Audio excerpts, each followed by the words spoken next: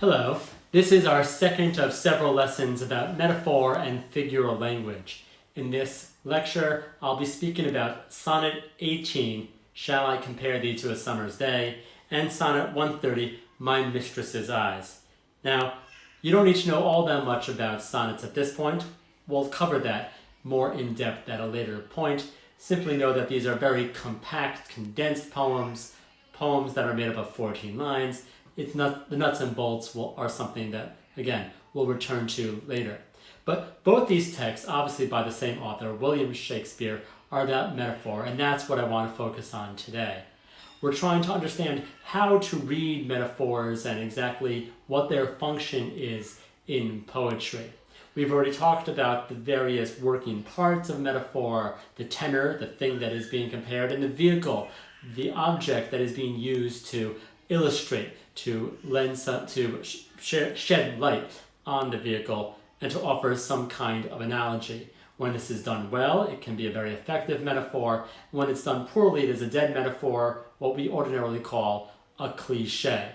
Now, Shakespeare, of course, is quite famous as an ingenious creator of metaphors. And in these two sonnets, these very famous sonnets, and by the way, these are poems that we will return to as we build up our understanding of the reading of poetry throughout the course. But in these two poems, there seems to be a kind of commentary, a kind of meditation about what metaphor entails. And that's how I wish to read these texts, at least in this video. Sonnet 18, Shall I Compare Thee to a Summer's Day, is one that we can have read for us. And of course, the poem begins with this very question, the questioning of the premise of metaphor. Shall I compare these to a summer's day? Should I do so? Well, let's weigh the wisdom of that comparison. Shall I compare thee to a summer's day? Well, and then it goes ahead, and the speaker does compare thee, the addressee, presumably some lover, the beloved, to a summer's day. How are you like a summer's day? Well, you are more lovely and more temperate. You are even nicer than a summer's day. A summer's day, as precious and perhaps even as few as they are in Shakespeare's England in the 16th century, the 1500s. Nonetheless, the lover is even more temperate, even more lovely, even of a better temperature. Rough winds do shake the darling buds of May. There are some deficiencies with summer days, and summer, of course, is all too brief. So how does this comparison work out so far? Summer's leaf had too short a day. You are even better than a summer's day. Sometimes even a summer day is not all that pleasant. Sometimes too hot the eye of heaven shines. There are another metaphor within this series of metaphors. Well, there's actually been several already, but here's a very obvious one. The eye of heaven. Well, heaven doesn't really have an eye. The eye of heaven is a metaphorical image for the sun. Sometimes it gets too hot. The sun shines too bright. And often is his gold complexion dimmed, and every fair from fair sometimes decline, by chance or nature's changing course untrimmed. So there are reasons to think that the beloved is superior to the summer's day. For your eternal summer shall not fade, nor lose possession of that fair thou owest. Nor shall death brag thou wanderest in a shade, when in eternal lines to time thou growest.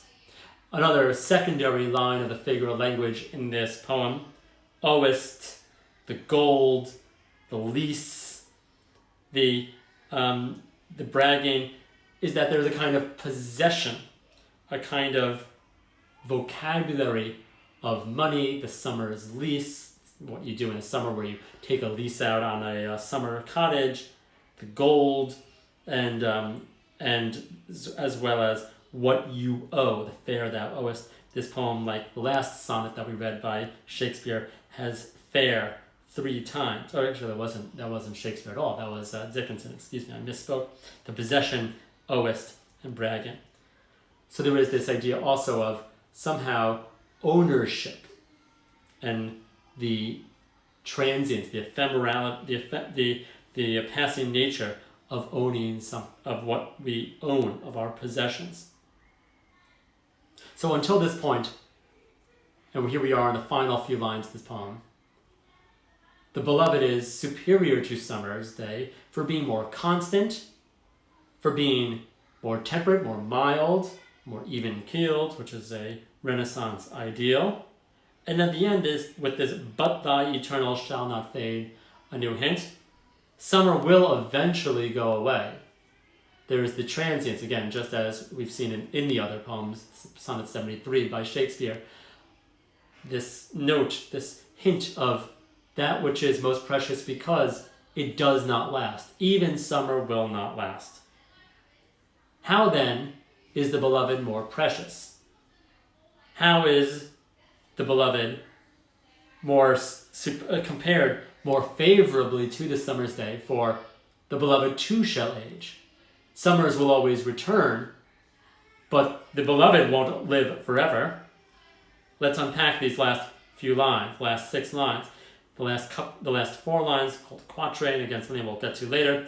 Your summer shall never fade. Thy eternal summer shall not fade. The eternal summer, it's too a kind of metaphor that you might question. I'll ask you exactly what that means. Nor lose possession of that fair thou owest. You will never lose possession of your fairness, your beauty. How could this be? Of course, any person ages, any person lucky enough to live long will find oneself, as in Sonnet 73, someone at a more advanced stage of life. Not necessarily in the first flush of youth, not necessarily in eternal summer. Death, nor shall death brag that wanders in a shade. Death, personified here, will never brag that you come into its shade. Shade, of course, being a famous, and you'll see this also in the Odyssey with Book 10 of the Odyssey, shades, another word for ghosts. Another word for what death brings shade over the world, out of the bright sunlight of summer, of life. You'll never wander into death's shade. Your eternal summer shall last forever. How could that be? When in eternal lines to time thou growest, a very obscure line. When in eternal lines you will grow to time. Shakespeare makes this all clear, or as best as he can, metaphorically resonant, not necessarily clear, but he makes this powerful, emotional. He brings this home in the final 2 lines. Again, something we're going to talk about later called the couplet, the rhyming couplet. A double couplet of so long. There's been this idea of what is short, and now the poem concludes with a repetition of so long. As opposed to the brevity of it all.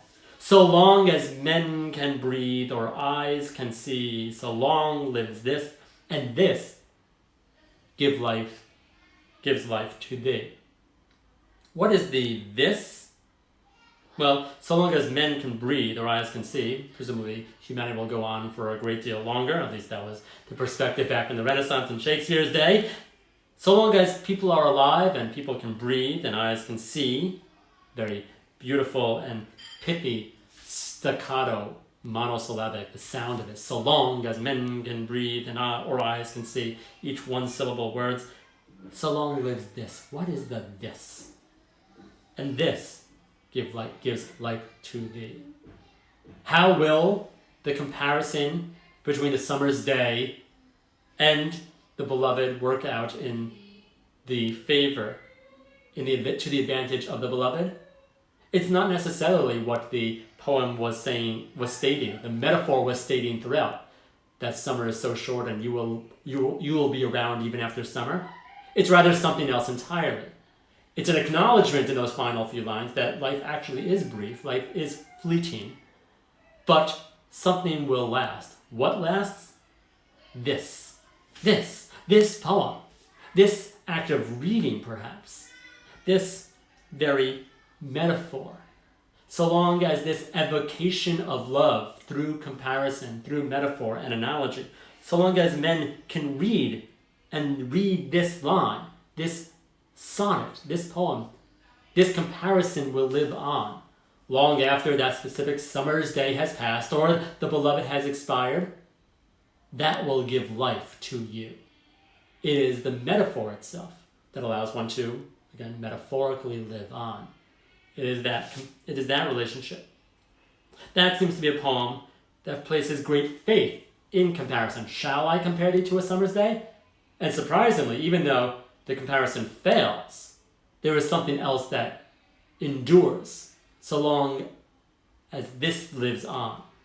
It is the metaphor itself that endures, even if its vehicle and tenor will pass. Sonnet 130 is perhaps a kind of underhanded or winking criticism by Shakespeare, the master of metaphor, at the practice of metaphor itself. My mistress's eyes are nothing like the sun. Don't you dare. How absurd to compare my mistress's eyes to the sun. Coral is far more red than her lips red. These kind of stock Renaissance or maybe even medieval, these court, you can think of, princes and princesses, ladies in waiting, the kind of stock comparisons. Oh, her eyes are as beautiful as the sun. Her lips are more beautiful than red coral. This poem begins by denying the power of metaphor, by denying those traditional comparisons. My mistress's eyes are nothing like the sun. Coral is far more red than her lips. Is snow be white? Why, then her breasts are dun, sort of beige colored, gray. If hairs be wires, black wires grow on her head. I've seen roses damasked, red and white, but no such roses see I in her cheeks. I've seen roses that have this red dye that would come from Damascus, this precious red hue. But her cheeks are not as rosy as that damask. And in some perfumes there is more delight than in her breath that from my mistress reeks. She doesn't smell like a perfume. She reeks compared to that. Here, in each of these comparisons, the vehicle is far more compelling than the tenor, than the mistress's eyes, her lips, her breasts, her skin, her cheeks, and her hair, and her own personal odor. There is nothing that can redeem it. The physicality of the speaker's beloved, even with the most far-fetched, the most elevated, the most courtly and chivalric, from the world of chivalry, kind of metaphor. And her voice, music had the more. Her voice is like music. These last few lines, 5 lines from the end, that music had a far more pleasing sound. I grant I never saw a goddess go. My mistress, when she walks, she treads on the ground. She's not exactly a mistress. She's not a goddess walking on earth, nor is her voice exactly like music. So in each of these lines, until the last two, the first 12 lines, these 3 sets of 4 lines of the poem, seem to be a denial of the practice of metaphor, the very conceit, the very point of metaphor. And yet, here we are in the couplet to close this poem. By heaven, I think my love as rare as any she-belied with false compare. Let's dwell on that for just a few minutes more. And yet, there is something that does redeem his love, redeem her, and make her just as lofty to the speaker as if she were compared with all these more archaic kinds of comparison. And yet, by heaven, kind of swear, damn it, I think my love as rare. My love is as rare. It is as unusual. It almost exceeds. It is beyond comparison as any she-belied with false compare. My love, both there, and that could be both her, the beloved, my love is as rare, and our relationship, my love for her, is as rare as any other. It is unique, for it is not given to false compare. What does he mean by that? What does the text mean? Let's not talk about Shakespeare. We like to talk about the text. What does the text suggest with this note of false compare, that conclusion? That there is something false in metaphor? Perhaps that metaphor, when put in the hands of a masterful author, can show both its own limitations and the truth that is actually revealed by metaphor? All that is bound up with this poem, a very complicated poem that raises and makes fun, it mocks, ironically, metaphor itself, its cliched aspects, roses, the lips of red, but also says there is something true here that goes beyond what he calls false compare. Is there a true comparison? Is there a true metaphor? A truth that metaphor makes evident and that is betrayed by false comparison? Remember, this is the same author who writes, "Shall I compare thee?" So the very practice of comparison is something that is made far more complex, far more compelling, and something that deserves our thought, our analysis, something that you might want to think about as we try to study these poems. In closing, there is a comic poem. We can go back to our old friend Billy Collins, who writes, it might interest you to know, he writes in Litany, the poem that I want to close with today. That is somehow a sort of contemporary, recent, a 20th century poem that harkens back to the kind of poem that Shakespeare writes in Sonnet 130, my mistress's eyes. And in this poem, Litany, which we can have the poet read or have a reading online, it also raises the same kind of archaic, chivalric, almost medieval, hackneyed kind of metaphors that are made in old-fashioned, beautiful books of poetry. I'm quoting Adam's Curse. But you are not the goblet, you are not the knife. You are, however, so much more, even if you are not these falsely compared objects. We'll continue our discussion of metaphor and what it yields, how it is constructed, and what it offers us, what it challenges us as readers to understand in the next few lessons.